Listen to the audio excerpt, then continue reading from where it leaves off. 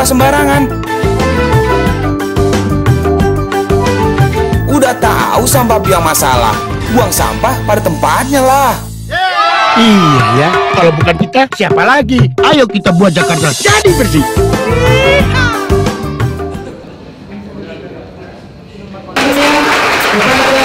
Bapak Gubernur DKI Jakarta, selamat datang Bapak Basuki Cahayapurnama di Muktamar Ikatan Pelajar Muhammadiyah ke-19. Kami sangat menantikan kehadiran Bapak di sini, dan kami pelajar Muhammadiyah sangat mensupport program-program kerja Bapak di DKI Jakarta berkenaan dengan transparansi birokrasi.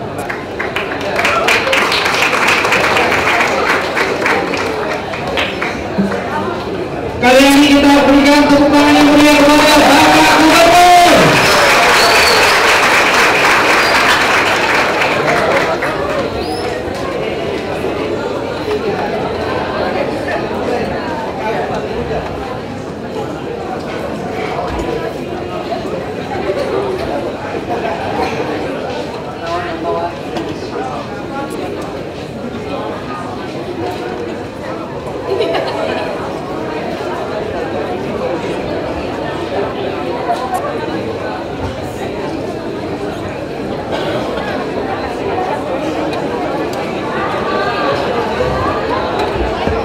Baik, antusias sekali pelajar Muhammadiyah dari 33 provinsi dan 285 daerah kabupaten kota se-Indonesia berkumpul di sini di arena Muktamar Ikatan Pelajar Muhammadiyah.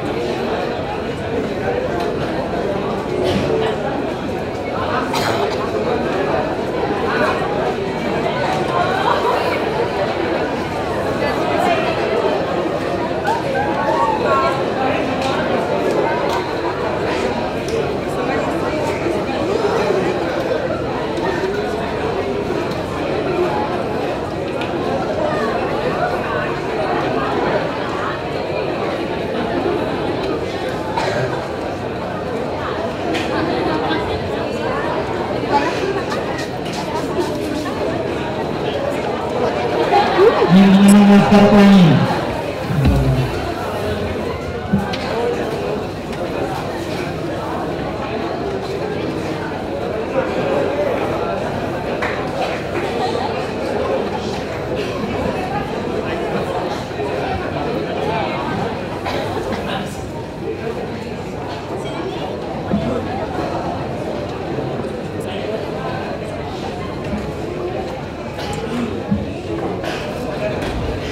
Bismillahirrahmanirrahim. Assalamualaikum warahmatullahi wabarakatuh.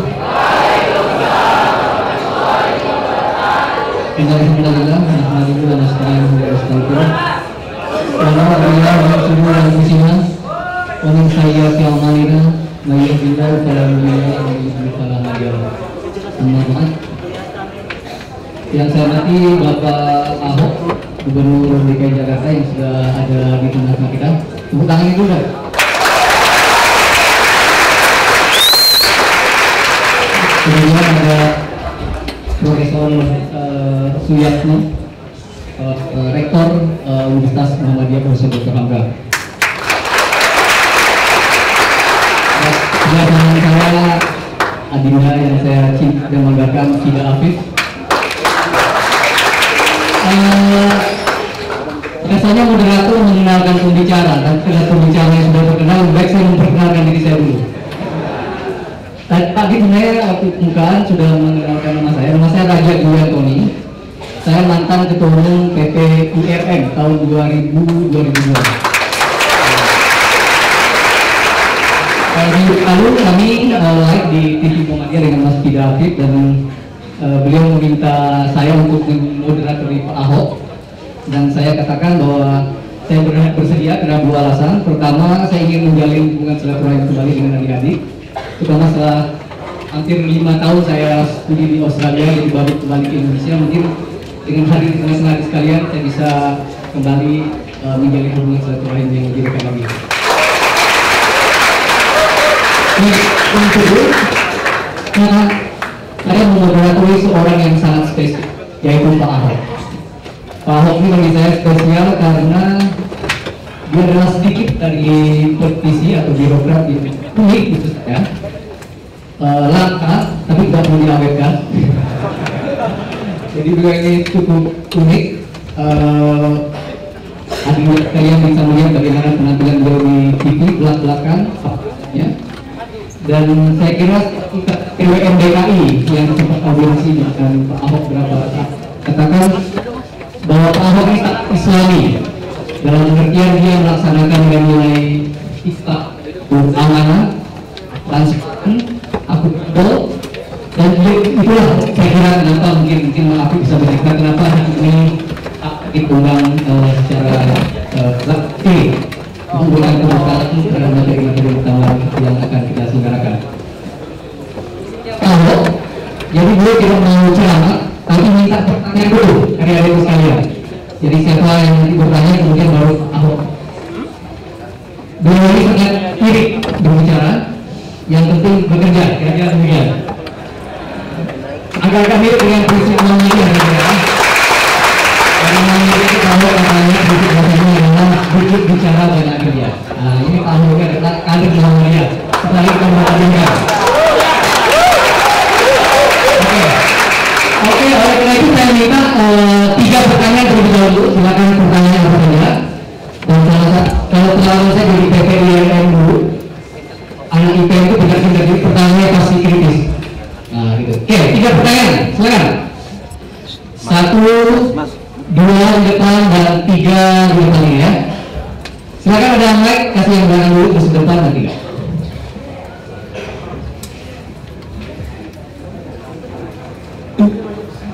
Maju ke depan nanti, siap ke depan dan ada ya. Silakan.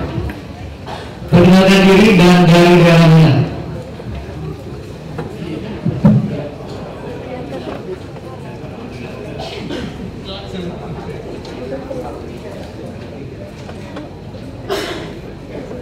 Terima kasih atas waktunya. Saya Yani Febri dari wilayah Ikatan Pelajar Muhammadiyah Sumatera Selatan.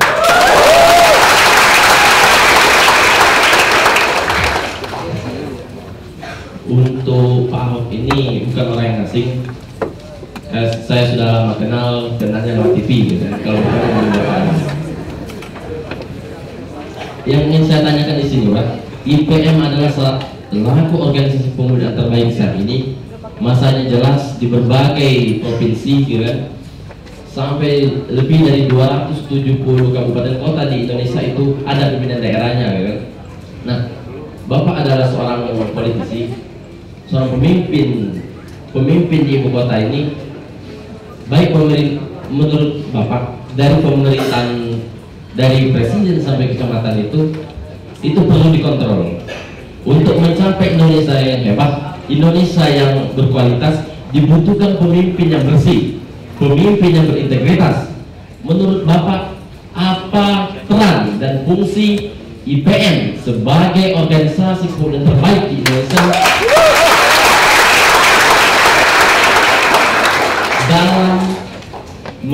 dalam mengontrol dan mencapai pemerintahan yang saya sebutkan tadi?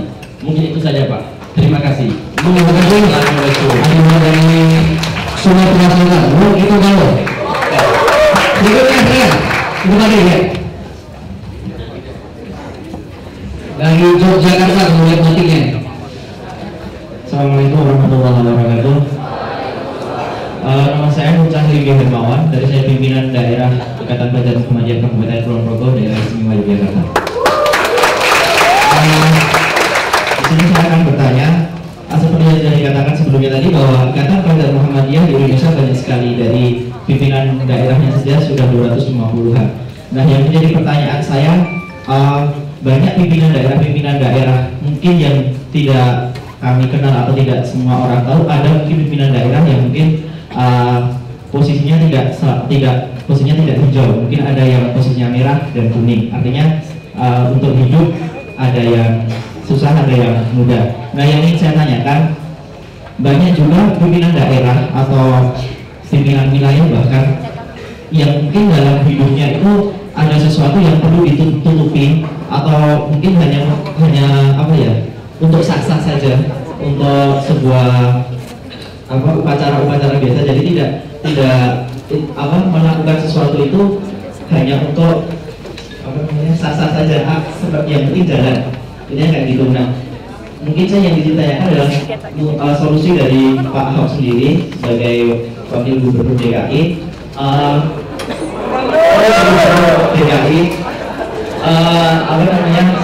Kami bagaimana harus melaksanakan tersebut, karena banyak di daerah dan di ranting itu ya masih kurang kata bukan untuk edukasi untuk mengajukan PTM sendiri. Oke, gitu. Rinda Hikmawati, tepuk tangan dulu untuk Jogja dong.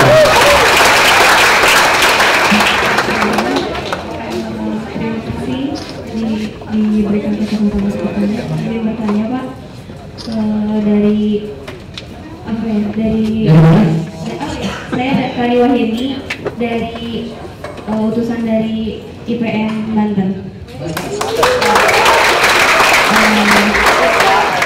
Langsung saja, dari pemberitaan yang sering kita lihat di TV ya Bu ya, bahwasanya apa sih di sekitar apa sih warga politik gitu, apa sih politisi itu banyak yang tidak bersih gitu Pak. Nah, bagaimana upaya Bapak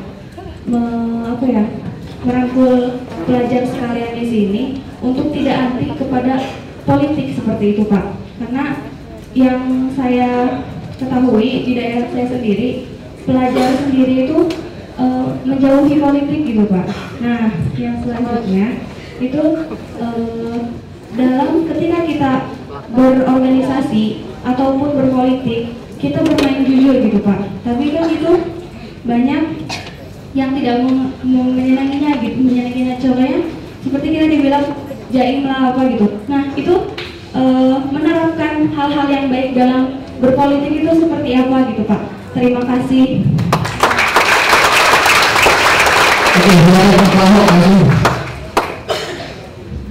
Pertama, terima kasih kepada Profesor Dr. Suyatno, Rektor, Pak Mami, juga Pak Finjai, ya seluruh adik-adik mahasiswa pelajar ya, semua pelajar semua.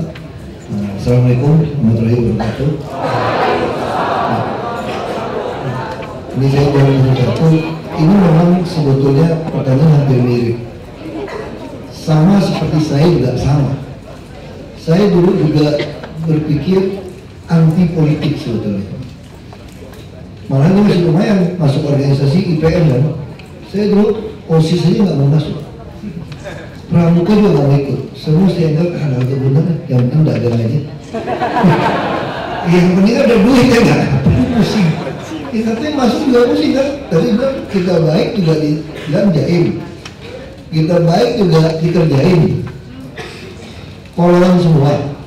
Yang satu lawan semua kan cuma di film silat, film kungfu. Itu satu lawan satu juga capek kan berantemnya. Ini kan cuma cerita seperti itu.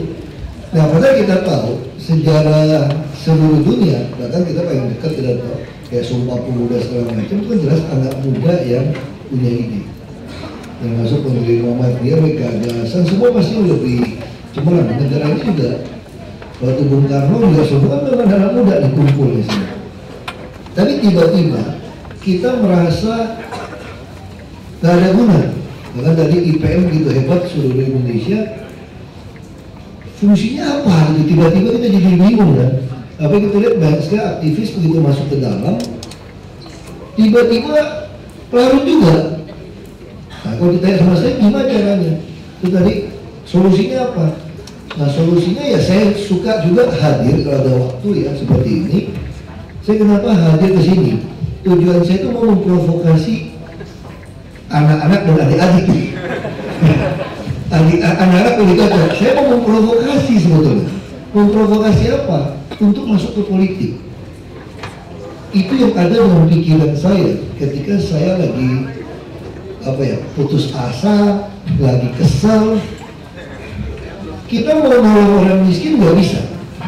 Dengan kekayaan kita terbatas. Kata almarhum bapak saya 1 miliar nggak bantu orang 500.000, hanya 2.000 orang habis duitnya. Tapi kalau kita jadi politisi, jadi bupati, kita bisa membuat semua orang punya penghasilan ini. Tapi buat masuk politiknya bagaimana? Itu jadi pertanyaan semua. Nah sampai situ saya mulai berpikir, nah ini kayak dagang juga, kayak ilmu marketing. Situasi pasar seperti apa? Ini sama tadi. Kita tiba-tiba, namanya rakyat itu punya stigma begini. Oh, udahlah, siapapun jadi pejabat sama saja. Waktu belum jadi aja ngomongnya hebat. Kalau udah jadi, sama aja, ngomong aja. Kita cuma diperalat, dimanfaatkan. Ini stigma nih. Jadi tiba-tiba mau profesor, mau kiai, mau pendeta, mau pastor, mau aktivis, tiba-tiba kita tuduh semua sama. Kita jadi suzon nih. Jadi tiba-tiba kita udah nganggap itu. Jadi jangan heran, saya sekolah Islam SD sampai SMP. Termasuk kalau sekolah Laskar Pelangi, itu yang dipakai itu sekolah Muhammadiyah itu. Jadi kalau siang kita pinjam lokalnya Muhammadiyah, itu jadi SMP Jaya Bakti. Kepala sekolahnya Ibu Jumara. Kalau pagi lokal SMP jadi SD Muhammadiyah juga. Karena kepala sekolahnya Ibu Muslimah, itu kakak adik kandung. Tempat saya ini 93% Muslim Laskar Pelangi. Ya kalau saya mau jelaskan supaya nggak bingung. Kata-kata. Dari SD sampai SMP sekolah Islam, ikut pelajaran Islam. Nah saya nggak bisa ngaji, jadi kemarin saya bisa hafal juz 30. Cuma gara-gara mau habis sholat Isya mau masuk ke masjid itu diusir. Kafir nggak boleh masuk masjid katanya. Ya sudah, jadi saya pelajaran agama Islam yang paling tinggi karena bebas tulisan Arab. 10 soal 3 nggak usah Arab Indonesia, Indonesia Arab, nyambung Arab bebas saya. Nah kerjaan 7 hitung 10. Ya orang Islam juga Arab masih nilainya. bebas tulisan Arab kan. Nah ini pengalaman SD sampai SMP. Jadi baik tadi, stigma ini sebenarnya ada teorinya nih. Ini yang mengucapkan, kalau saya baca sejarah atau buku-buku politik itu diucapkan oleh Abraham Lincoln, Presiden ke-16 Amerika. Kalau Anda mau menguji karakter seseorang, kasih dia kekuasaan. Jadi kalau orang udah berkuasa, kelihatan karakternya jujur atau tidak. Nah sejak itu saya berpikir, ketika ada stigma rakyat tidak percaya kepada siapapun, jadi mereka ngerti di teori ini, aku belum pernah dengar kan? Nah mesti mulainya dari mana? Saya harus ada panggung politik artinya. Panggung politik yang termurah dan terbaik adalah DPRD tingkat 2. Ini untuk menjawab pertanyaan tadi, Yodi tadi ya, IPM Sumsel. Caranya gimana? Itulah cara masuknya. Saya berharap organisasi yang kuat bisa sekarang IPM di Sumsel, di kabupaten. Anda nanti melamar jadi anggota DPRD. Dulu kalau pakai nomor urut, jangan harap yang kita perlu masuk ditaruh buat alas sendal katanya. Tapi sekarang kan suara terbanyak, apalagi perempuan diminta 30%. Nah kalau kita sama organisasi saja baik, bantu masyarakat sana baik, dengan ikut partai yang cukup besar, suara terbanyak, kira-kira jadi anggota DPRD nggak hanya tingkat 2? Pasti jadi. Nah itu yang saya pikirkan dulu. Makanya saya pulang ke Belitung Timur, saya mulai karir saya itu jadi anggota DPRD tingkat 2. Dr. Syarif, Ketua Partai Perindo Indonesia Baru, marah-marah sama saya. Kamu ini kelas DPR RI, ngapain pulang? Saya bilang kalau DPR RI terlalu gede.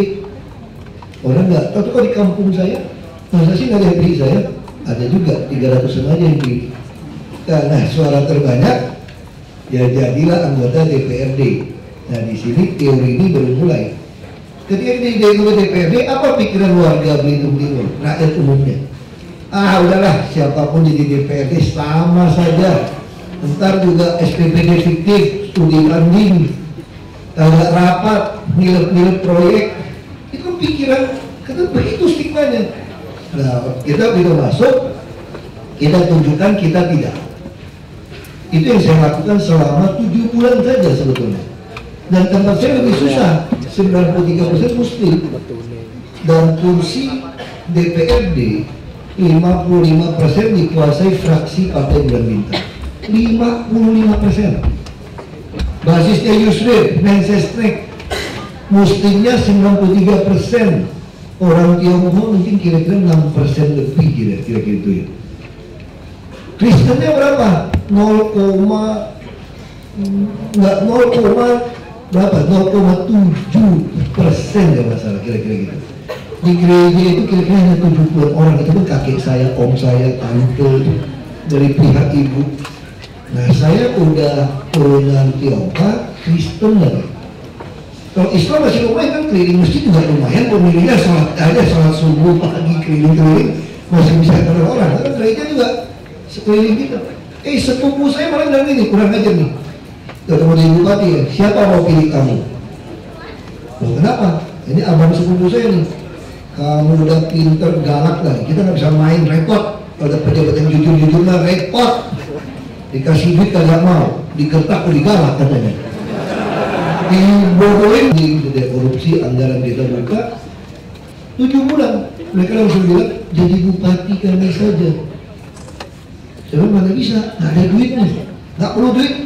Makanya saya satu-satunya mungkin di Indonesia, di KPUD Belitung Timur tercatat calon bupati yang tidak memakai jadwal kampanye dan tidak bagi kaos, tidak bagi baju ataupun beras apapun, apa itu lah. Kenapa? Karena udah ada modal kan, 7 bulan di DPRD, rakyat melihat bahwa saya karakternya terpuji. Kalau saya hanya kasih judul sederhana aja, judul kampanye, beri kami kesempatan. Yang stigma yang lain itu repot kan? Kalau punya apa? Cina kafir. Kalau di Belitung dengan Cina kaper. Ini Cina kaper. Belum lagi surat Al-Maidah 51, capek tuh dikasih barang semua. Jangan jadikan kaum Nasrani Yahudi jadi pemimpinmu. Siapa yang menjadikan itu kafir dan masuk neraka. Wah capek deh. Kalau dia ketemu kayak gitu, udah ngomong ayat-ayat udah capek deh. Habis bagaimana? Tapi untung ada beberapa ustadz yang baik. Kita contoh di kampungnya Yusril itu namanya Haji Muhammad. Dia bilang begini, saya pilih Ahok. Wah, enggak. Dia memenuhi 4 kriteria sebut Nabi, Sidik, Fatona, Amanah, dan Abid.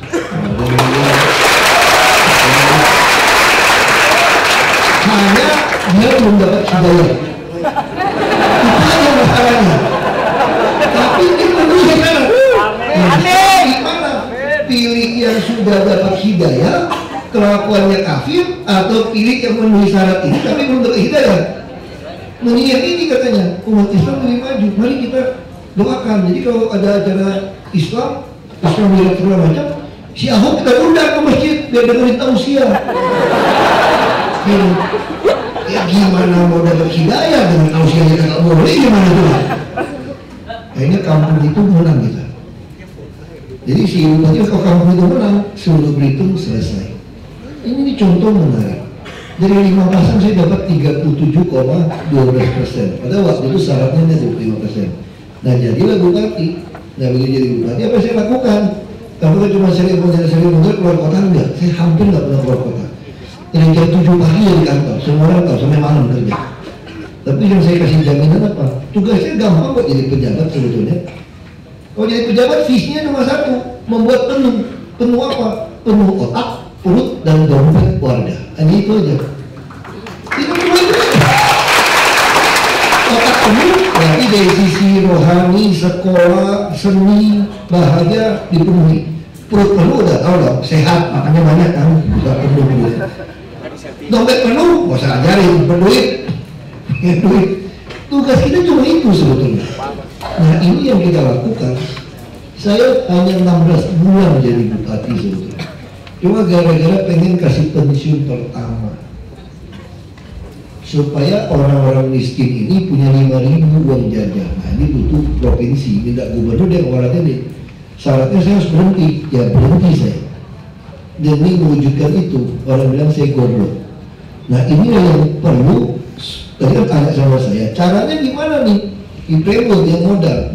Caranya Anda harus, tidak semua ya, tapi saya berharap saudara ini semua mau masuk ke politik. Karena dalam dunia politik sekarang, demokrasi ini memang lucu. Kita ini lebih hebat daripada Amerika. Amerika itu masih ada curangnya, saya bilang. Kenapa curang? Dulu mulai demokrasi, orang miskin, orang goblok, orang nggak sekolah, perempuan nggak boleh milih dan dipilih, orang aja nggak Amerika. Jadi dia mau mulai sebuah demokrasi dengan cara seperti ini, mau disusunlah semua menurut versi yang orang sekolah, orang kaya punya pemikiran nih. Kita mau Profesor Suyanto sama yang agak-agak miring-miring strip 1 strip 2 asal ada kartu pilih sama nilainya Pak. Gimana bisa Profesor sama yang di luar yang agak miring-miring satu gitu. Kita lebih hebat sebetulnya, lebih nekat. Kalau nggak percaya coba lihat itu burung Garuda Pancasila kita, termasuk burung elang Amerika. Burung elang Amerika mirip-mirip kan sama burung Garuda gitu kan. Kalau burung elang Amerika kan dia juga gigit kita Bhinneka Tunggal Ika, cuma dia pakai bahasa Latin itu Ipururus umum. Kalau kita bahasa Sanskerta Bhinneka Tunggal Ika. Coba lihat, yang pitanya Amerika di mana? Ditaruh di palu kan? Kalau burung elangnya mau makan gimana? Ya lepas dong. Jadi mau ngatuk enggak? Coba pemimpin negara kita, taruhnya di mana? Di pegangan. Itu kayak anak muda aja, bingung nih gua, pegangan kalau bingung.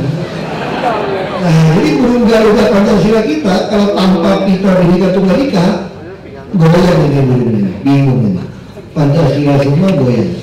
Nah, hari ini status quo koruptor itu tidak pernah mencari yang terbaik, tapi suku agama ras jadi persoalan.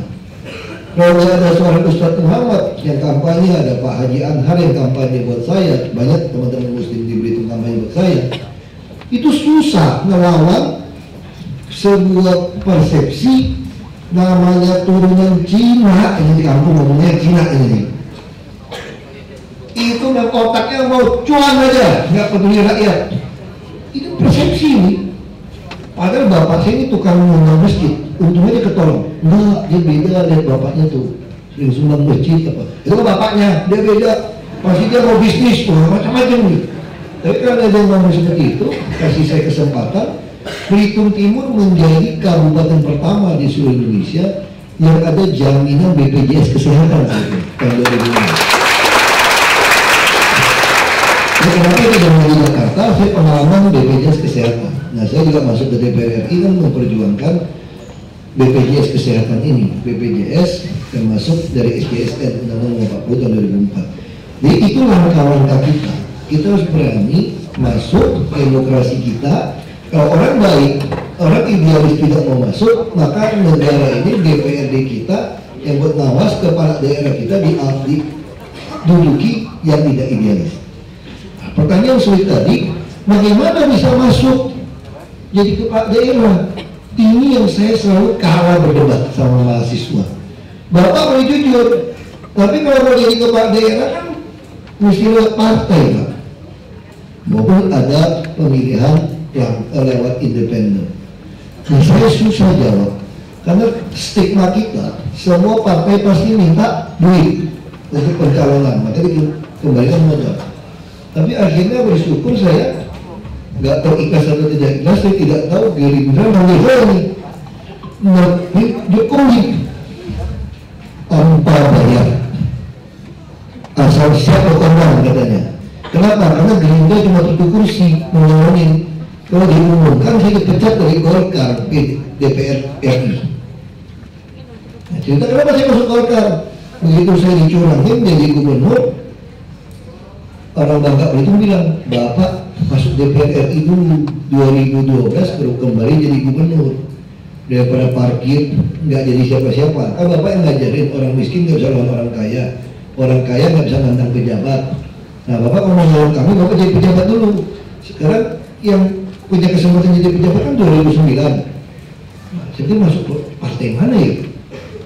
Yang mungkin, ya udah coba deh Yusuf Kala aja bisa jadi ketua umum Golkar, boleh juga di partai. TBK juga nih, masuk PKS juga TBK, tapi nggak mungkin jadi ketua umum saya kan?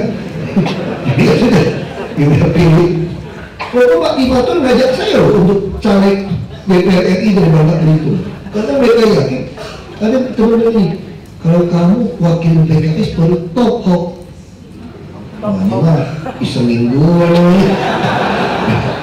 Kayaknya masuk ke Golkar pinter nih, badannya pinter. Bangka Belitung 3 kursi, boleh masukkan 4 nama. Masa saya dikasih urutan nomor 4? Ya kapan jadinya, itu masuk getar, namanya bahasa kerennya. Tapi saya senang nomor 4, karena waktu tahun 2009 Golkar nomor 23, dan saya urutan nomor 4, jadi iklannya gampang. Ingat saja Ji Samsu 234. Nah, dia buat Golkar, 4 buat saya gitu kan. Di MK Golkar waktu itu masih nggak ikhlas untuk nomor urut, karena dianggap petinggi partai yang top itu jangan tersingkir. Tapi MK memutuskan suara terbanyak. Masuklah saya ke DPR RI, itu cerita Golkar.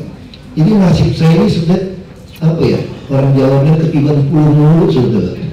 Ini ketiban puluh jadi gubernur kan? Siapa pikir Pak Jokowi jadi presiden? Belum 2 tahun kan?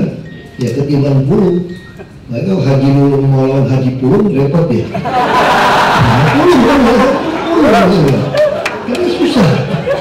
Itu juga nggak minta, gimana dia kan? Nah soalnya kayak gitu, dia masuk ke DPR RI. Nah waktu masuk sana saya berpikir mau pulang ke Babel jadi gubernur. Datang teman saya dari Munti, anak Haiti. Dia cari PAN dari Sumut, nomor terakhir, dia nggak masuk ke DPR RI, saya masuk. Dia masuk ke Senayan, dia bilang, saudaraku, lupakan pulang ke Babel. Kita berjuang jadi gubernur DKI. Terus saya pikir jangan-jangan disogok petahana Babel nih supaya buat saya tidak pulang kan. Terus saya, tapi teman baik, saudara saya ngomong-ngomong, saya bilang enggak.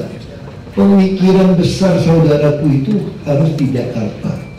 Untuk apa? Supaya bisa memprovokasi istilahnya kami itu anak-anak muda untuk masuk ke politik.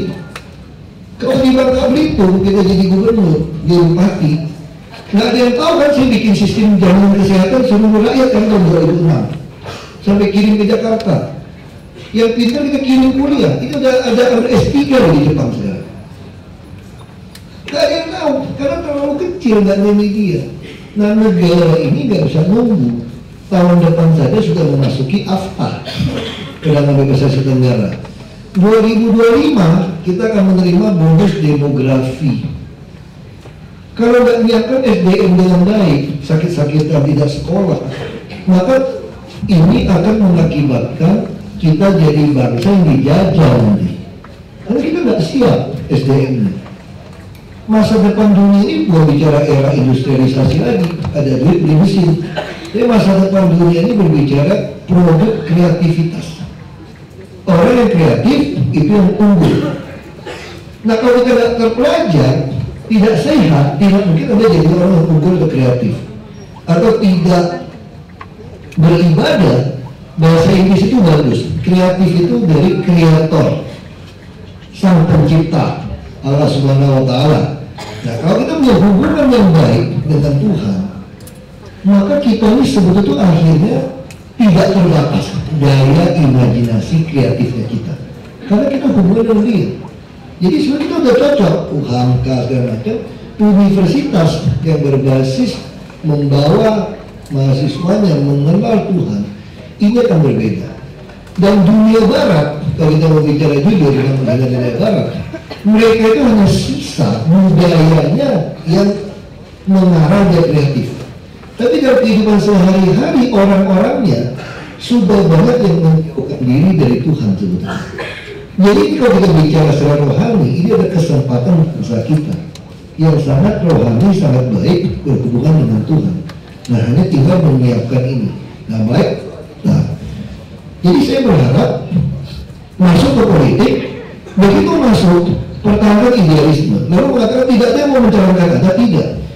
Partai politik terpaksa akan memakai saudara. Karena persaingan ke depan adalah individu-individu yang baik. Asal saudara yang baik pasti dipakai partai.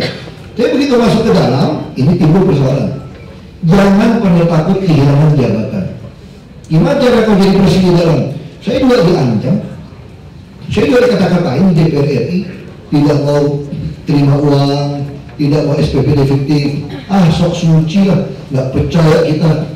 Nah sama sekarang lihat ada beberapa pengusaha ngomong, kita tunggu kelemahan si Ahok ini, pasti ketemu. Nggak ada kelemahannya. Ya memang manusia semua ada kelemahan. Nah, kita harus bisa bertahan, tentu ini akhirnya balik ke minta pertolongan Tuhan.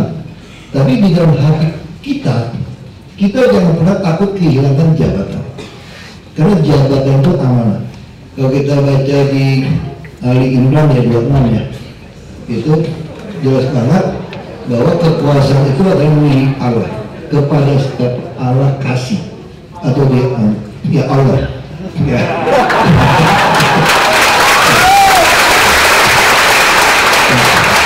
Ini nggak bersama. Kenapa kadang-kadang saya kalau nulis sesuatu saya jarang ucapin assalamualaikum, karena ada orang politik di daerah saya itu marah, kamu nggak berhak ngucapin assalamualaikum. Sama ketika saya gunakan ordo, mereka juga marah. Karena saya terbiasa, Anda nggak berhak gunakan kalimat itu. Kalau Allah yang umum, nah ini bisa berdebat soal teologi. Tapi itu yang fakta. Jadi waktu saya jadi bupati itu lebih susah. Ada PNS berani kasih saya surat Yasin.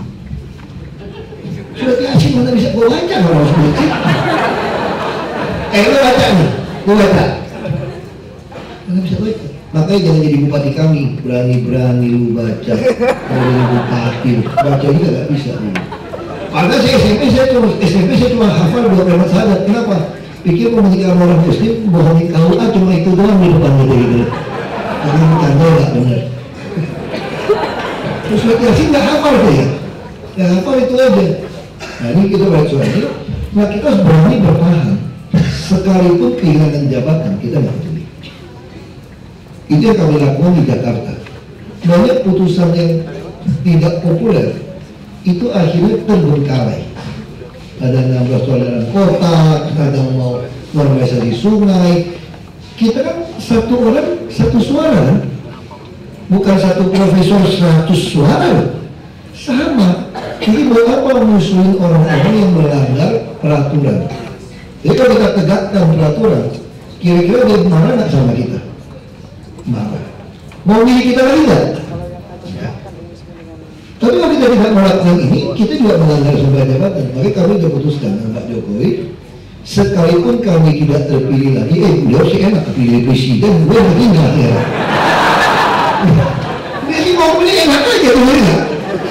Pokoknya kita sepakat, sekalipun tidak terpilih lagi, tidak peduli. Yang penting Jakarta Baru terwujud. Wah, gitu ya. Ngomong sih kok, gitu ya. Karena top jadi presiden dia, saya sekarang. Saya kan masih terpilih lagi 2017. Enak aja ngomong begitu. Kamu udah jadi presiden. Nah, tapi saya berpikir sama. Ya sudah, kalau memang tidak terpilih lagi, ada enaknya juga, nggak perlu bangun tiap pagi-pagi repot juga, 4:30 masih bangun. Pulang malam lagi.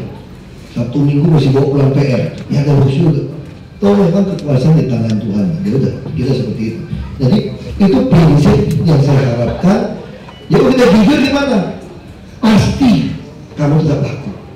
Saya sudah 11 tahun di dunia politik. Nah ketika kita sudah istilahnya tidak peduli kehilangan apapun, toh bertahan juga sampai hari ini. Yang penting Anda membawa dan mengadministrasi keadilan sosial. Nah apa itu keadilan sosial? Kalau tadi saya datang ke UHAMKA, digebukin di depan, ketemu rektor, jangan gebukin, tamu gua. Nah selamat gua, nggak masuk nih. Itu namanya bantuan sosial pas ketemu rektor, karena jadi digebukin. Coba nggak ada rektor, jadi digebukin deh. Itu namanya bantuan sosial. Tapi kalau kita masuk ke sini, siapapun datang tidak digebukin, itu namanya keadilan sosial. Makanya sila kelima Pancasila itu keadilan sosial bagi seluruh Indonesia, bukan bantuan sosial.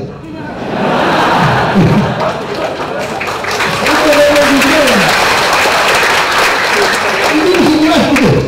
Kayak tadi Pak Girapin, saya ngomong ini, Pak, kita lagi banyak beras ini Pak. Kan kelihatan bencana banjir ini kan tidak sedahsyat tahun-tahun lalu, ya kan? Tidak sedahsyat kemarin, kan sudah mulai, ya nggak sampai berminggu-minggu lah. Berasnya kebanyakan ini Pak. Gimana kalau Bapak turun ke kampung-kampung, jadi Bapak bagi-bagiin? Coba nggak bisa, itu namanya bantuan sosial.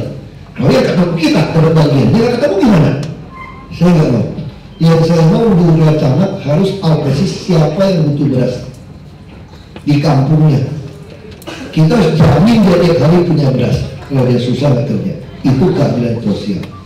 Tapi orang biasa bilang dong, payah gubernur turun kagak kasih apa-apa. Karena mau pilih lagi, yang mau sambil yang mau pikirin. Dia kalau jadi pejabat publik bukan hanya bicara berkuasa, tapi berbicara mendidik. Jadi kalau bahasa terjemahan kerennya begini, ini saya pengen sambil memotivasi, memprovokasi saudara-saudara, saya kasih tip supaya selamat untuk jadi orang jujur melawan arus. Jadi otak kita itu bukan karena kekuasaan atau kedudukan, tapi hanya semata-mata urusan kemanusiaan dan melayani sesama kita. Ini penting.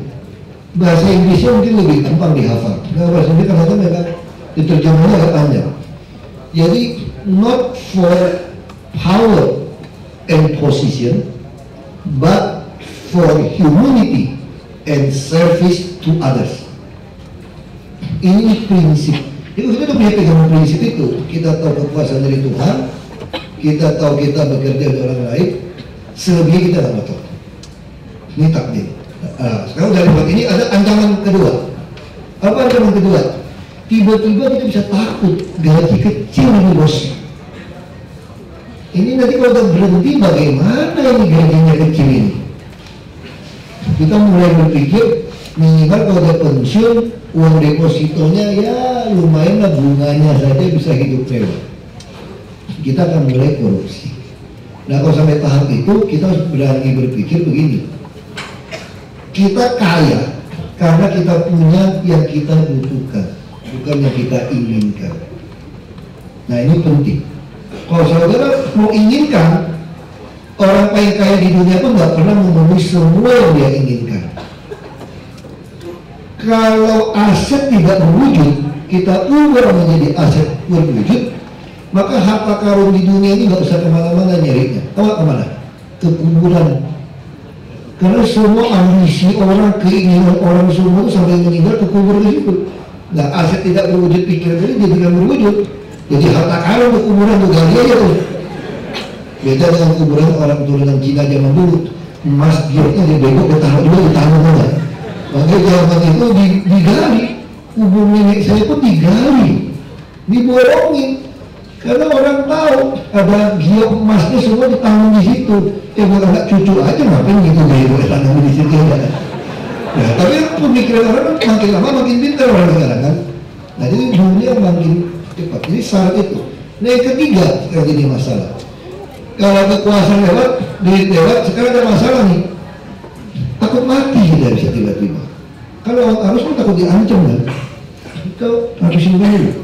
Saya di Belitung dikirimin macam-macam, diancam, disantet, macam-macam deh, macam-macam. Nah kalau udah kayak begitu, ini ajaran Islam kan?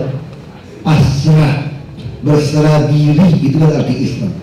Berserah diri kepada Allah itu yang Islam. Itu yang kita pegang. Dan pengalaman teman-teman saya yang Muslim, banyak kesulitan susah. Ini kita sharing juga teman banyak yang Muslim yang jadi orang hebat ya. Dia bilang gini, kok banyak hal susah bisa saya lewat ketika saya sudah pasrah. Ini rahasianya sebetulnya. Itu benar berserah seperti itu, ya sudah. Sama pertanyaannya sederhana. Kalau kita diizinkan Tuhan mati dan masuk ke surga, kira-kira ditawarin pulang ke dunia di negeri itu masih mau nggak kira-kira? Pasti nggak mau. Kalau pasti nggak mau, ngapain takut ke surga? Ini pertanyaannya. Kenapa kamu takut ke surga? Kalau jangan bunuh diri aja ya, karena bunuh diri masuk surga nih. Nah kalau kita yakin seperti itu, bukankah kematian adalah sebuah keuntungan akhirnya? Karena kita lebih cepat menikmati surga. Kalau takdir kita sudah menentukan seperti itu. Nah kalau kita lihat cerita-cerita bintang film muda-muda meninggal, ada bagusnya juga loh. Marilyn Monroe, gitu ya, Bruce Lee. Kita nggak pernah tahu nenek-nenek kakeknya seperti apa mukanya, betul? Tahunya cakep, cantik, belum ganteng. Yang meninggal muda nggak ada lihat model tuanya. Jadi orang diizinkan tulang laki muda pun ada untungnya. Untung juga kan? Itu yang saya bilang sama istri saya. Saya bilang, itu lakimu terlalu berani, kalau dibunuh orang gimana nanti? Waktu siswa tanya sama saya, ya saya cuma pesan ini, kalau sampai benar-benar terjadi, tolong ya, jangan kamu panik-panik terus aku dikremasi ya. Kita makan enak-enak kan masih ngidupin cacing kan masih lumayan Pak masuk ke tanah. Kalau dikremasi kan langsung jadi debu. Itu pertama ya. Itu kalau ketemu mayatnya kamu kubur, jangan panik. Terus pusaranya tulis, jangan lupa tulis apa dengan mayat. Kita masih pesen juga. Terus apa? Mati adalah keuntungan. Nah gitu kan. Terus kalau dikubur di mana? Di Belitung Timur lah, di Laskar Pelangi. Siapa tahu jadi objek wisata satu lagi tambahan kan? Ya meninggal itu harus bermanfaat kan tidak ada lagi. Kita mesti pikirin gitu. Dia model-model ini hidup itu. Nah itu yang saya jalanin ketika menghadapi banyak masalah, dengan jujur jaim semua. Yang ini kita berdiri teguh saja nih. Ya kita jalanin aja. Saya yakin kalau awal itu kita benar, pasti Allah meridhoi. Sampai guru agama saya ngajarin kan, kalau usaha sungguh-sungguh pasti berhasil kan, menjaga wajahnya. Nah itu yang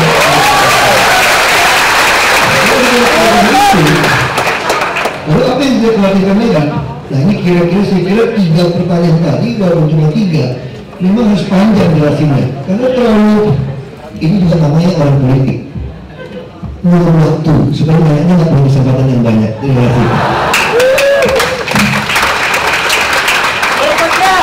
Oke, saya masih bisa satu orang lagi Pak Ahok.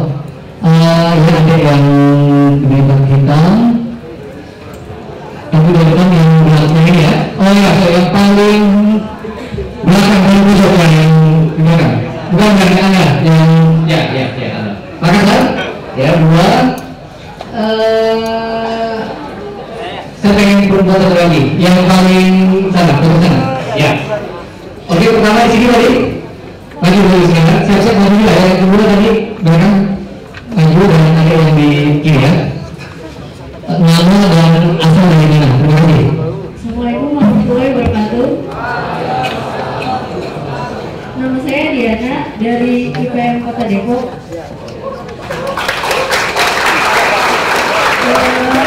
Sebelumnya saya ingin intermezzo sedikit. Ibu saya salah satu penggemar Pak Ahok. Saya juga berterima kasih atas motivasinya tadi. Terus saya melihat Pak Ahok itu di depan tadi bukan seperti gubernur lagi, tapi seperti ustaz.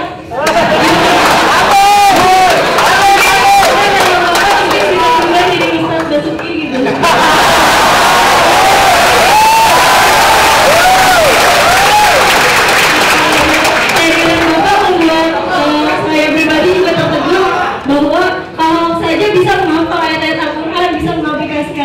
Bagaimana kita sendiri sebagai umat Islam ya, terima kasih untuk kebijakan Pak Ahok dalam memimpin dan memberikan kontribusi pada Indonesia. Terus pertanyaannya, kan salah satu masalah di Indonesia ini yang paling bermasalah itu tentang meningkatnya korupsi dari tahun ke tahun. Nah, saya pernah ikut seminar itu yang anti korupsi itu KPK. Pak Busron Mukodas itu salah satu alumni IPM. Memberikan sebuah materi bahwa saya akan memberikan apresiasi kepada gubernur di Indonesia ini yang memberlakukan potong tangan untuk para koruptor gitu. Nah,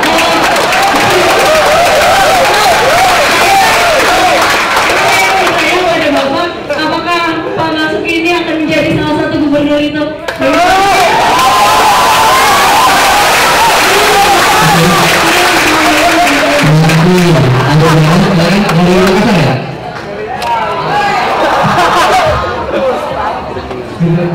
Assalamualaikum warahmatullahi wabarakatuh. Salam sejahtera bagi kita semua. Ya, kalau tadi keluarganya si teman tadi Bang Dewan Pak Ahok, Nama saya Budi Ikhlas dari IPM Funsel. Nah, saya malah kebalik ke kepala saya. Jangan Pak Ahok bisa jujur ya. Jangan Pak Ahok, Maria saja tidak senang.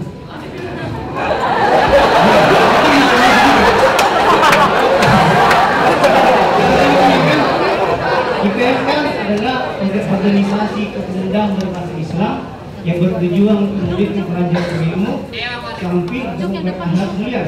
Saya mau tanyakan, apakah Pak Ahok siap bekerja sama untuk menjadi miteranya IPM?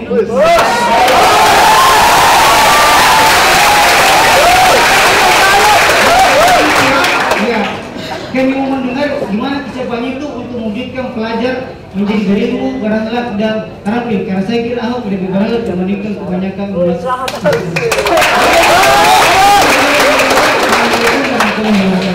Ada yang sebelah kiri.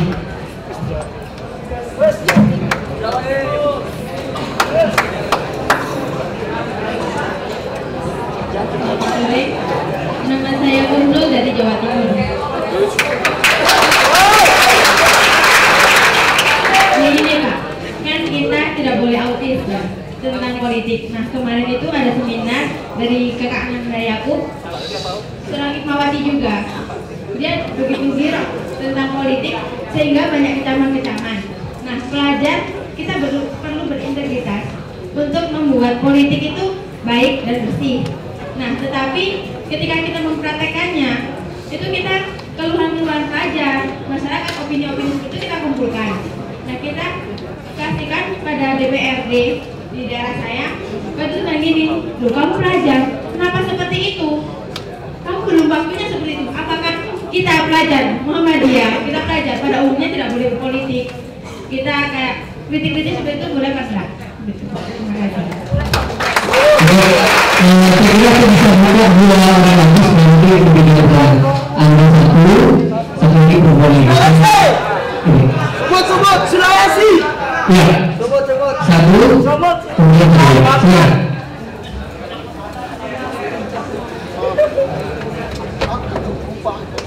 Assalamualaikum warahmatullahi wabarakatuh. Nama saya Mas Hakim, saya ketua pimpinan daerah Ikatan Pelajar Muhammadiyah. Ada di Aceh.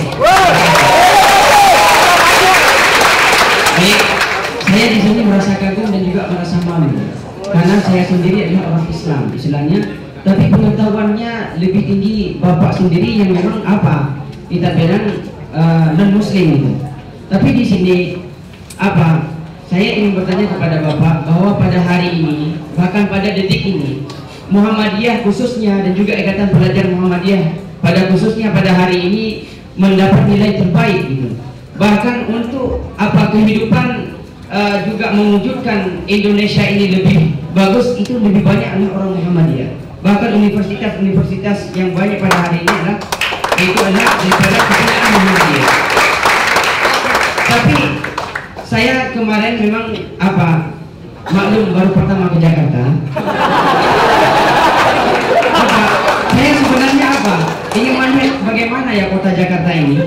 Tapi setelah saya lihat tidak berbeda daripada kampung saya.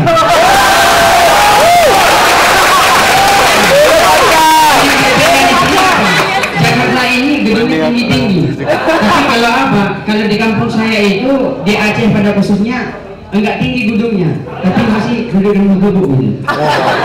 Maka oleh karena itu saya melihat dari pengetahuan Pak Ahok tentang Islam, ya boleh dikatakan kalau orang Islam subhanallah. Mungkin sedikit lagi bagi bapak sedikit lagi, mungkin pengetahuannya telah tinggi, mungkin tinggal syahadat aja.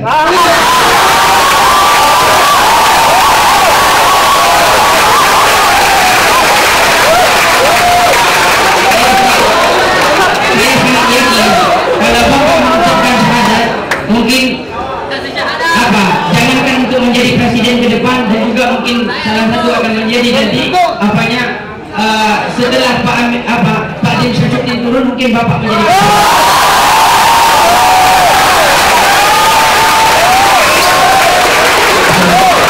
yang penting apa? Yang penting salah satu mimpi saya katakan apa pengetahuan dapat di tengah Islam tinggal syahadatnya. Tapi juga di sini akan berdoa semoga bapak mendapat hidayah.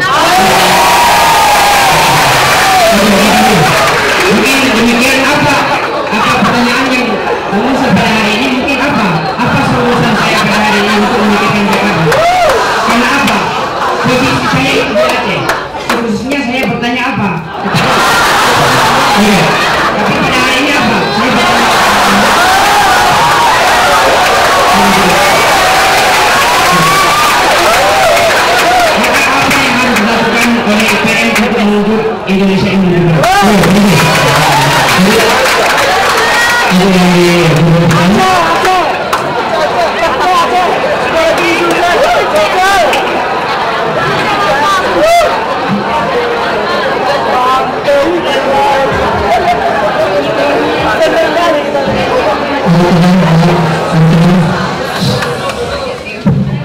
Assalamualaikum warahmatullahi wabarakatuh.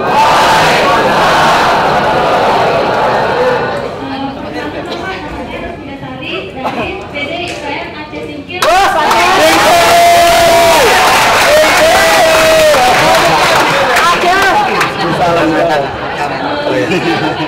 Singkil di kita itu ada urutan di Sumatera paling bawah.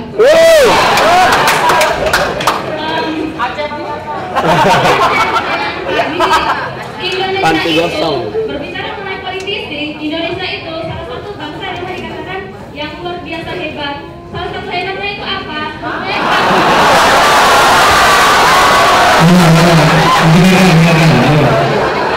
Kehebatan Indonesia itu apa? Mempunyai partai paling banyak di dunia. Kita lihat di China ada mempunyai satu partai komunis, yang lainnya juga hanya mempunyai 2 atau 3, sedangkan Indonesia bisa ratusan atau puluhan partai gitu. Jadi gini, tetapi misalnya mengenai partai itu kan itu mempunyai kaidah, mempunyai aturan yang begitu luar biasa. Tetapi itu kan hanya suatu praktek. Tapi kenyataannya di teorinya itu berbeda dengan prakteknya. Walaupun teorinya itu bagus, tapi prakteknya, implementasinya itu kurang gitu. Karena kita lihat sekarang kondisi politik kita nggak sesuai dengan apa yang di dalam teori pada praktek itu. Dan di sini saya punya 2 pertanyaan. Saya dengar Bapak keluar dari Partai Gerindra. Satu. Itu saya dan mungkin teman-teman saya di sini ingin mengetahui apa yang menjadi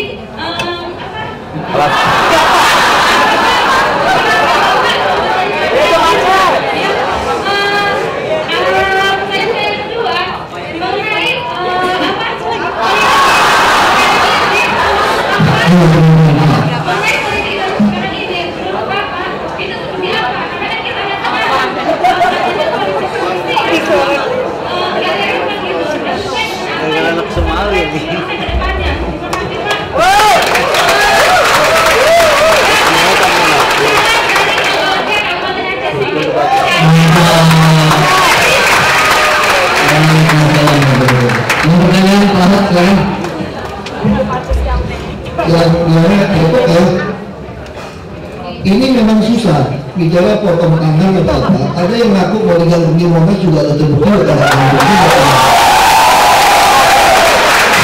Jadi saya kira bukan orang yang sesungguhnya seperti itu. Kita lihat ada undang-undang, ada konstitusi.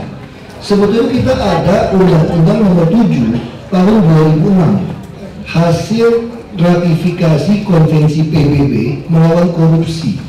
Di situ ada prinsip illicit enrichment. Nah, dia diterjemahkan ada penambahan kekayaan yang haram. Jadi harusnya kita membuat dari dasar itu semua orang mau jadi kepala daerah, mau jadi pejabat harus mengacu ke undang-undang itu.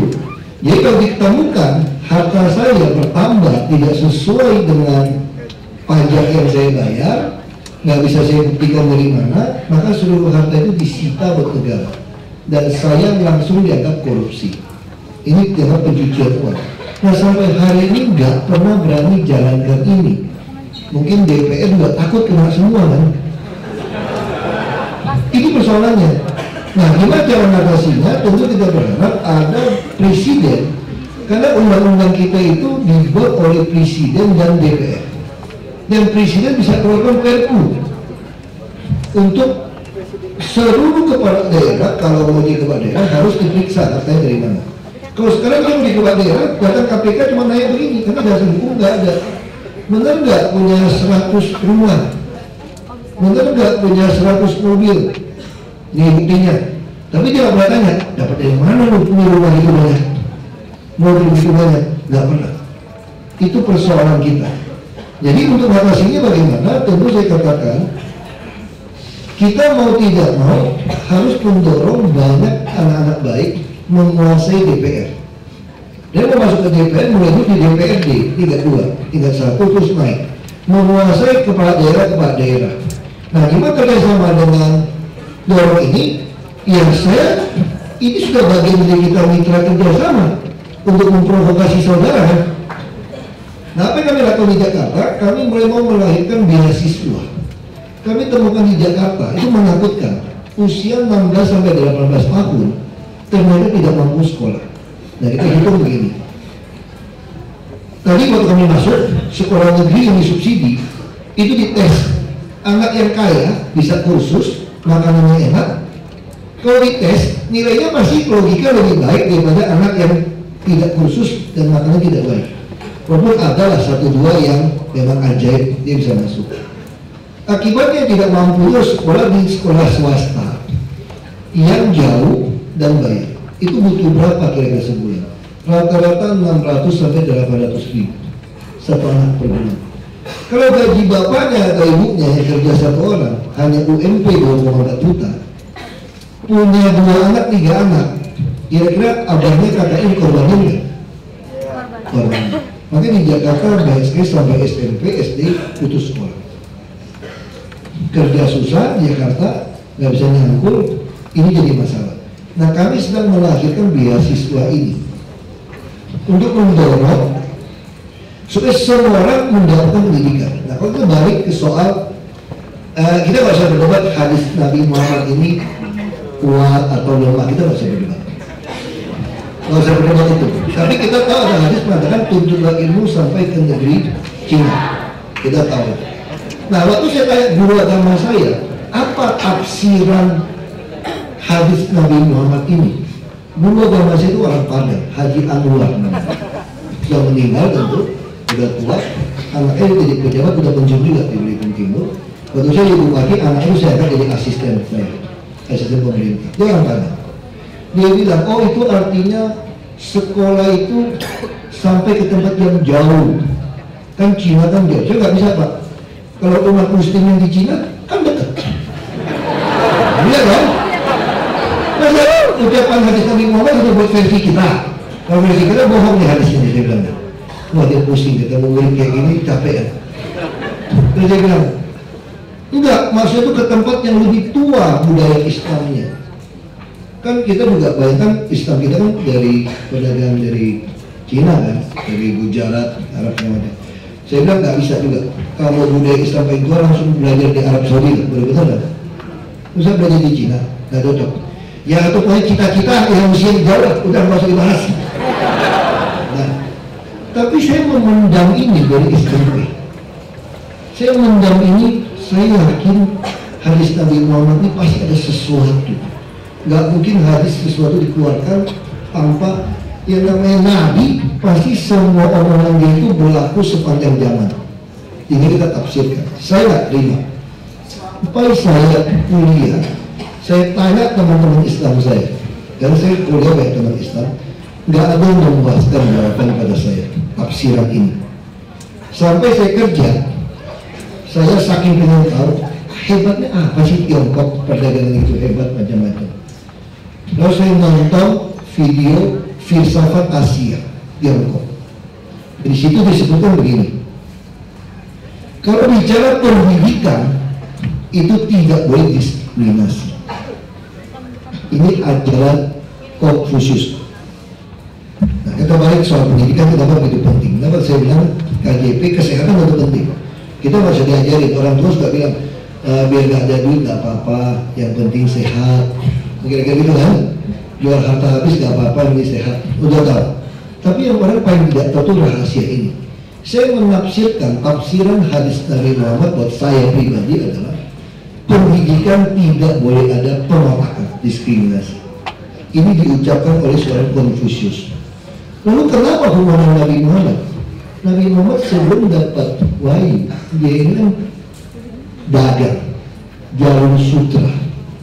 Saya yakin waktu dia dagang zaman itu, hampir semua orang sebelum diberangus komunis ya, komunis belum memberangus semua ajaran Konfusius ini. Sebelum diberangus komunis, maka hampir semua orang dipengaruhi oleh ajaran Konfusius. Jadi ujian itu dari desa, Yang pintar naik sampai ke ibu kota Beijing. Yang pintar itu yang jadi raja. Raja begitu lihat anaknya nggak baik, dia kasih lagi kepada yang lulus terbaik. Lalu kenapa jadi kacau? Ketika seorang raja banjir Sungai Kuning, ini sejarah nih, banjir Sungai Kuning, mati banyak orang, lalu tanya yang pintar, gimana cara atasinya? Oh gampang, bikin tembok kayak tinggi, roboh, masih goblok. Anaknya bilang, saya tahu, caranya gimana? Saya bikin saluran, akhirnya banjir, nggak jadi. Nah ketika rajanya mau meninggal, dia bilang anak saya tidak sebijaksana orang yang mengatasi banjir ini. Kasih dia jadi raja. Tapi begitu dia jadi raja, dia waktu tua dia bilang anak saya tidak sebijaksana yang ujian sekolah tadi. Tapi rakyat waktu itu mengatakan tidak bisa. Raja telah berjasa menyelamatkan nyawa kami dengan menggali-gali itu semua. Karena itu anak raja harus jadi raja. Gitu. Rakyat memaksa, ya udah paksa. Yang anak si goblok jadi raja nih. Begitu dia jadi raja, kira-kira ketemu orang pintar gimana? Dia sampai oleh semua. Nah sejak itulah pintar goblok asal anak raja jadi raja. Nah tapi saya mau ceritakan tafsiran hadis Nabi Muhammad itu. Saya juga yakin Nabi Muhammad waktu dagang sebelum jadi Nabi ini, pasti dia beli dagang sesuatu. Kalau orang Tiongkok kalau dagang dia selalu tempelin huruf hoki kayak Imlek. Nah huruf hoki kalau baca karakternya itu artinya punya lahan, punya sawah. Ini yang kedua. Yang ketiga, ada yang khusus yang mengatakan kalau kepalanya lurus, dia kan bicara korupsi.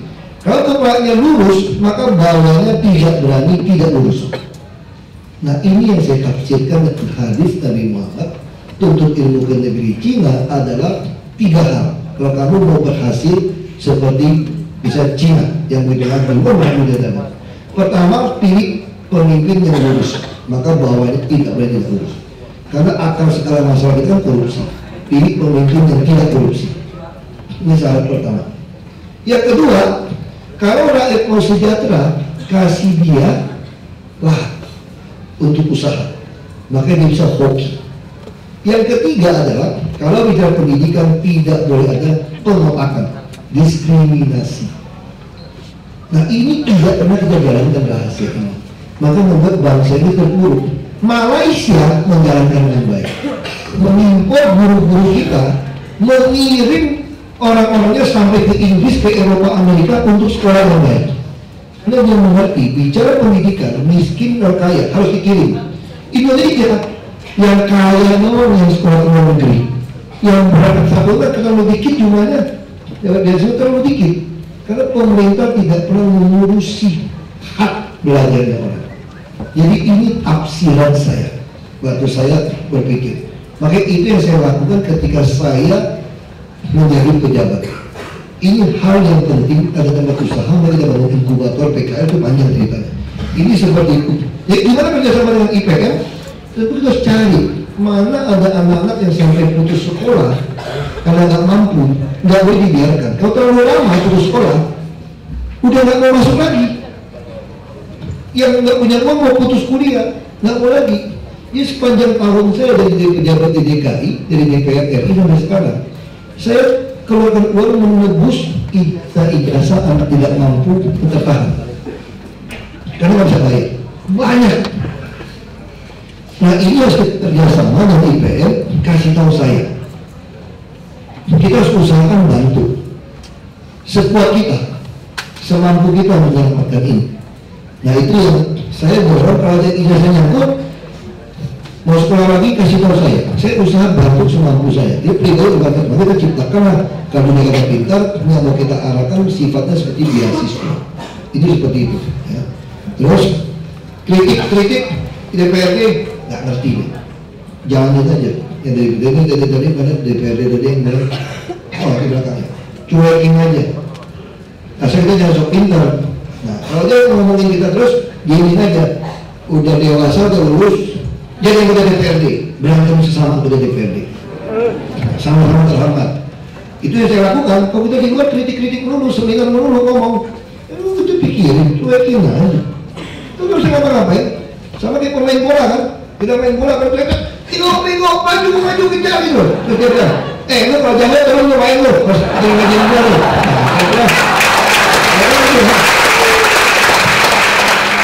Saya kalau dianggap masuk partai politik itu adalah melacurkan diri, kata orang-orang yang suka politik.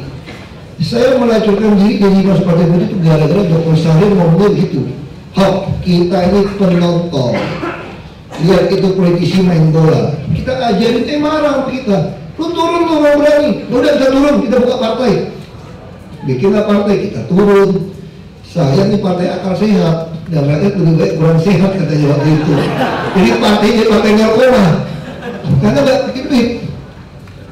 Nah, saya aja menurut salah satu PIB. PIB yang cocok partai Insinyur Basuki, cocok kan? Nah, saya nggak suka dengan itu. Ya, jadi masuk. Terus tadi gimana? Ini kayaknya di Musakin ini yang lebih mirip Ustadz deh bahasa saya sebetulnya. Jadi mau ngedekin dulu. Ya, ini yang Ustadz tadi itu. Kalau dengan ngomong kayak Ustadz tadi itu. Saya tak heran begitu puasa karena saya 9 tahun sekolah Islam. 9 tahun, SD 6 tahun, SMP 6 tahun. Nah,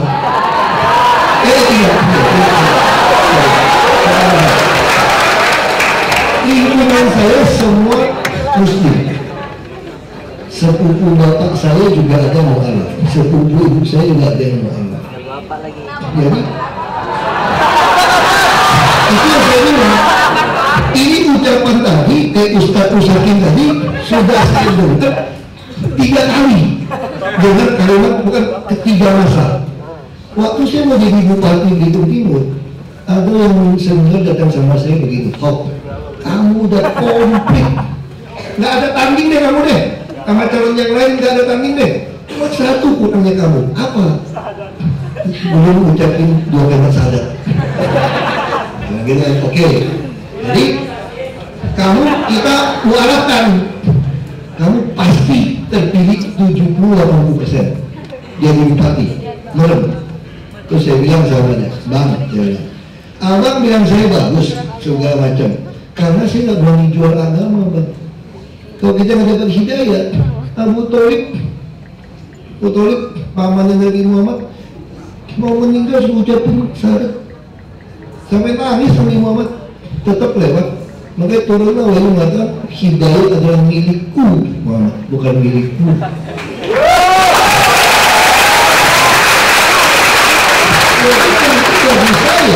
Saya bilang, kamu cuma jabatan 5 tahun, saya pura-pura dapat hidayah.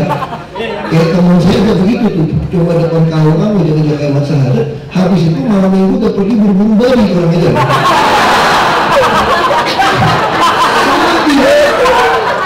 Jangan kayak orang saya tuh ada satu itu ada pasti kasih kurban, dia punya sapi banyak, dia pasti kasih kurban. Kalau teman-teman bilang, kamu tuh cocok loh, katanya sengong, kamu tuh bodoh panggilan loh. Kamu tuh cocok tinggal masuk Islam. Kamu gak tertarik, kamu udah dekat bantu masjid bantu apa. Terus kalau saya bilang begini, saya tertarik sih sama Islam dia bilang, tapi saya nggak tahan, nggak makan babi kurang aja. Ini polos. Daripada nanti saya masuk Islam, saya curi-curi makan babi, hebat saya ini. Tapi itu yang masuk hidayah. Makanya saya katakan, kalau ada acara-acara tausiah tuh jangan nggak undang. Dia merintah usia aja belum dapat hidayah, tapi kagak boleh dulu. Ini repot. Nah, yang kedua, waktu mau jadi gubernur Babel, Gus Dur kampanye buat saya. Orang bilang ini orang politik. Kalau Gus Dur yang memualafkan kamu, merem 70%, kamu langsung jadi gubernur. Saya mau jadi DKI lagi, waduh, doang. Ada yang suruh saya, pulang masuk Islam tuh, kita langsung umroh, langsung yang nyerang kamu selesai. Gila, aku gak berani umroh keliling-keliling Ka'bah, makin Tuhan yang bohongnya.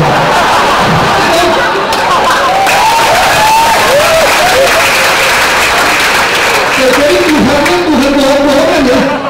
Emangnya Tuhan nggak tahu si Ahok keliling-keliling Ka'bah itu mau jadi wakil nih siapa? Kamu cek dulu, nggak berani saya.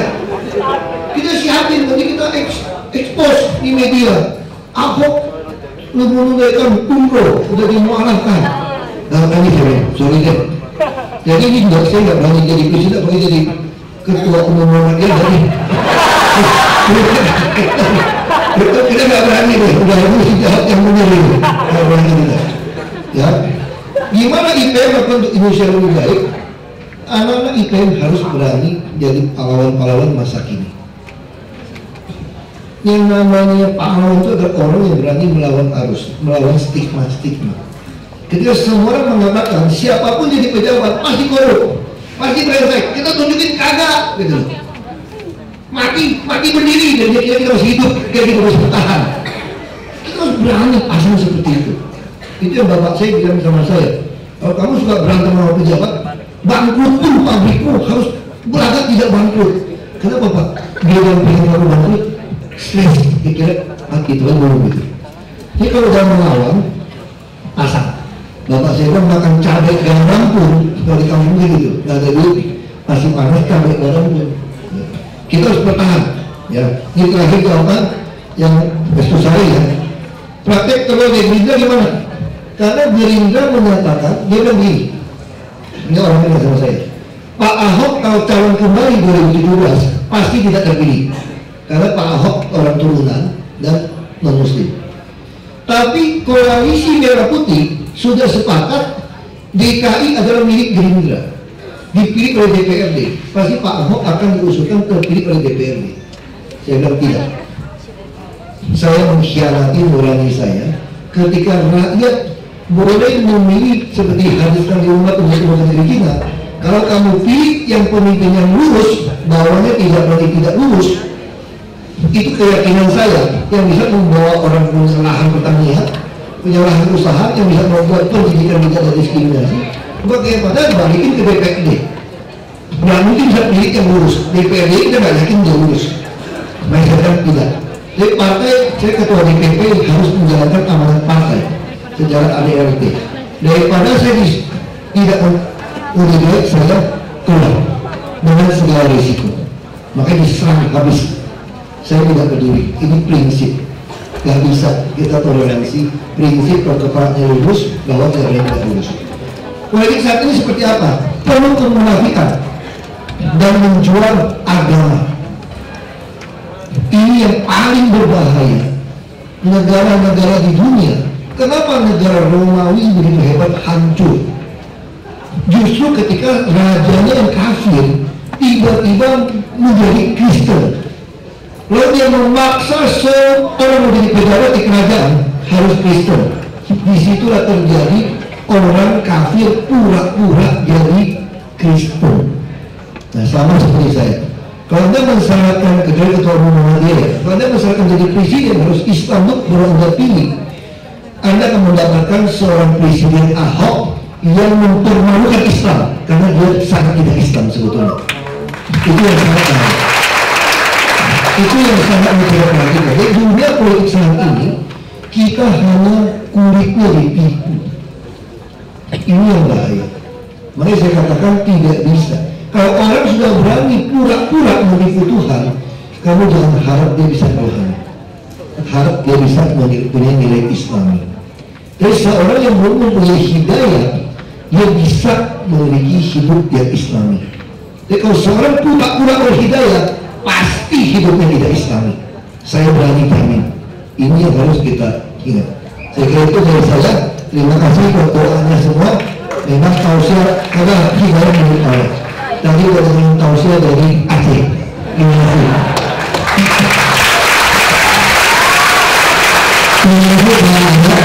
Saya tidak bisa menyebutkan banyak hal yang sangat produktif, tapi saya kira apa yang disampaikan oleh Pak Ahok tadi mirip dengan apa yang sering disampaikan oleh Buya Safi Mari, mantan ketua PP Muhammadiyah. Dia mengatakan bahwa selama ini doktrin dasar kader Muhammadiyah itu adalah menjadi kader kesyarikatan, kader umat dan kader bangsa. Nah, kita mungkin kita balik sekarang kalau untuk Indonesia baru, bahwa kita harus siap menjadi kader bangsa, kader umat dan kader kesyarikatan. Jadi bangsanya dulu, kader sebagai tadi menjadi pejabat publik, menjadi politisi, tapi tadi ya yang jujur, yang lurus, yang mempunyai integritas. Sekali lagi saya kira kita harus berikan tepuk tangan yang hangat untuk Ahok. Dan juga ada teman-teman dari PP IPM pada Bapak saya dulu akan sampai mulai tidak. Ini ada karikatur Bapak Basuki Cahayapurnama dengan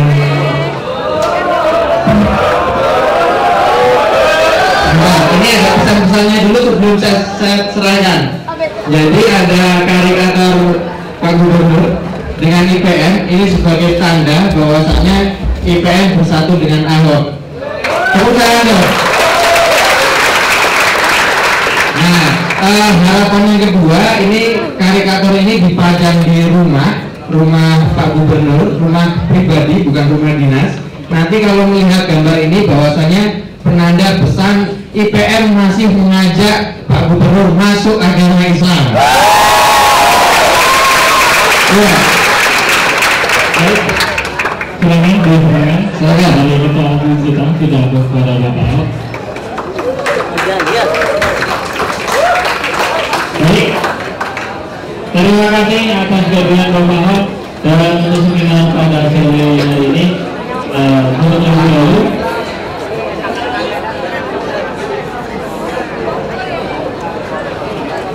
Baik, cukup penjelasannya. Terima kasih Bapak Ahok, selamat jalan.